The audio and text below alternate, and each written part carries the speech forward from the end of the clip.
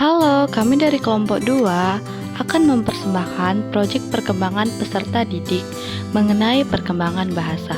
Berikut adalah penjelasannya.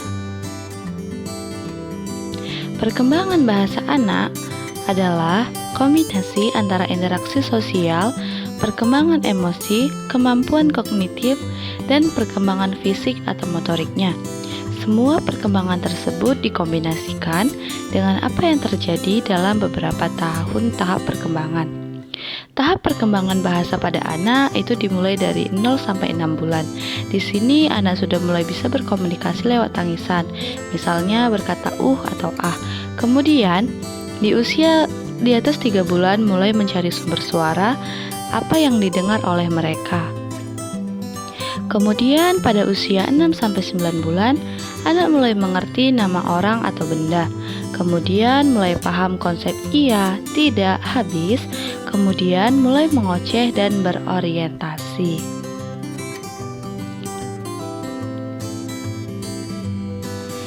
Dan pada usia 9 sampai 12 bulan, anak mulai menyebut mama atau papa dengan sederhana dan bisa menengok saat namanya dipanggil dan mulai paham menggunakan isyarat untuk menyatakan keinginan.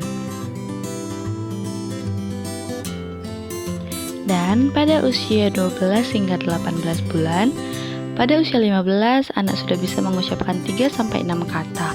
Kemudian anak bisa mengganggu atau menggeleng untuk menjawab pertanyaan, dan anak sudah bisa menunjukkan anggota tubuh atau gambar yang disebutkan oleh orang lain.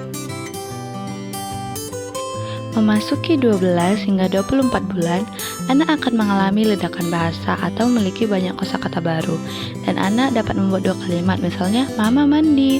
Kemudian senang mendengar cerita dan 50% bicaranya dapat dimengerti oleh orang lain. Memasuki usia 2 hingga 3 tahun, hampir semua kalimat anak dapat dimengerti. Anak mulai biasa memakai 2 hingga 3 kata per kalimat, dan mendekati 3 tahun dapat menggunakan lebih dari 3 kalimat.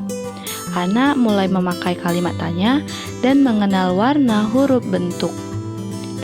Inilah persembahan proyek dari kelompok 2. Terima kasih telah menonton.